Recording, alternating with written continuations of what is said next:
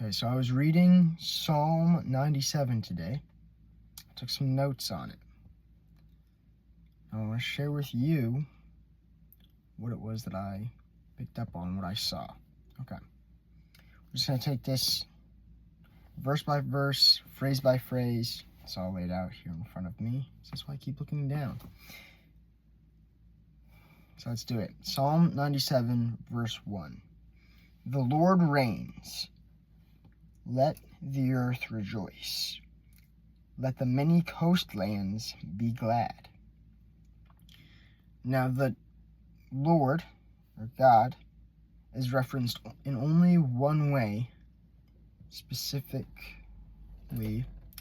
He's given one title in this entire psalm, and that is Lord. In the English Standard Version, Lord is spelled with all capital letters. What that means is that it's referencing a specific name of God, Yahweh, which is the covenantal name that God gave his people. He told them, this was Moses in the wilderness, the burning bush, when Moses is asking God for some validity. God says, I am that I am. And that name becomes Yahweh in Hebrew, and that is the name on which the covenant is enacted. And that covenant specifically between the Lord God and his people, the Israelites. And that is the term, and the only term that you find for God in this psalm, Yahweh. So, the Lord reigns, let the earth rejoice. That's really interesting. And then the following, let the many coastlands be glad. Let the earth rejoice, let the many coastlands be glad. Talking about the earth in this way, and then adding specifically that the many coastlands, really is telling us that the entirety of the world, not just the Israelites who are under this covenant and in this covenantal relationship that was not only very specific, but also highly valued by the Israelites, who themselves really treasured the fact they were set apart to God. They really valued this. It became a very common source of pride in Israelite and then Jewish culture. The fact that they are God's, and that God, Yahweh, is theirs. But here they're saying, the Lord reigns, let the earth rejoice, not Israel, and then let the many coastlands be glad. Not just Israel's coastlands, the many coastlands, all of them, the entire world. They're to rejoice and they're to be glad because God reigns. Why is this so significant? Why is it such a good, happy thing that God reigns, that the entire world, peoples who God did not choose, but whom God sent away from him, essentially, peoples that God distanced himself from by bringing Abraham's line closer to himself. Why should even they rejoice? Because God reigns. That's what the rest of the psalm is going to lay out for us. So verse 2, clouds and thick darkness are all around him. Righteousness and justice are the foundation of his throne. The psalmist, by using these terms, clouds and thick darkness all around him, are proclaiming his glory. They're saying, look, this God is amazing. He is awesome. And not just like, oh, he's, awesome. Like these shoes that I just bought, they're awesome.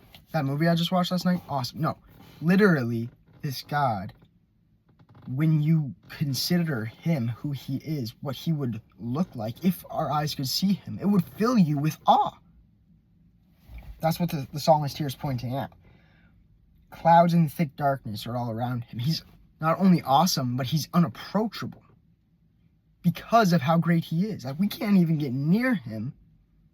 Nobody can go to him because he's so separate, so distinct, so amazing in who he is. And then righteousness and justice are the foundation of his throne. What this is pointing out is just the virtuousness and the holiness of his reign. Not only is his reign awe-inspiring and something that is to make everyone on earth rejoiceful and glad, but it is also good. It's a good thing, not merely because of how it should make people feel or act, but because it is inherently, on a moral basis, good. It is upright. It is righteous and just, specifically. Those two words. Verse 3. Fire goes before him and burns up his adversaries all around. What is the point of that? Fire goes up before him and burns up his adversaries all around. Before him, those words clearly indicate that the fire that goes is from him. So it's not only that it's in front of him where he's setting his gaze, but also he is its source. So it is his power that is conjuring the flames. And remember, this is about the Lord Yahweh's reign, his rule, his power, his authority. So there it is, his fire is his power. And it burns up all his adversaries, so he has the authority and the power to win, to take this victory. We see in just global politics, some leaders worldwide have power to overcome their enemies. The U.S. Army is still an army because we have the power to subdue our enemies. But God is greater than that even, because not only does he have the power to do this, not only does he have the might and the force backing him, but he has authority to do that. His rule is such that he has dominion. He is sovereign over his adversaries in a way that the U.S. Army can only hope to be. And burns up his adversaries all around. This is an all-inclusive victory.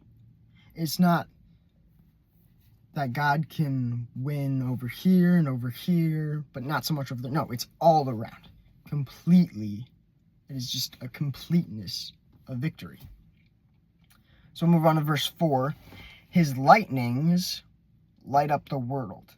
The earth sees and trembles. And again, there's the earth, the universal aspect of creation, of humanity specifically. The entire world, every person, whether an Israelite who's brought near, or a Gentile who is absent from the presence of God and from communion with God, from dwelling with God, even they who do not dwell with God can see the works of God. And not only that, but they tremble. They are afraid. They fear this power of God. His lightnings light up the world. If you saw literal lightning that literally lit up the entirety of creation, the entire earth lit by lightning, and not just one, this is lightnings, plural. So I assume this means constant light of all around the world. Universal illumination by lightning, which generally flashes in nature. It flashes, lights up a portion of some area for a brief second. His lightnings light up the world. I would tremble if I saw that too. And the entire earth agrees with me on this, according to the Psalm. Verse 5, the mountains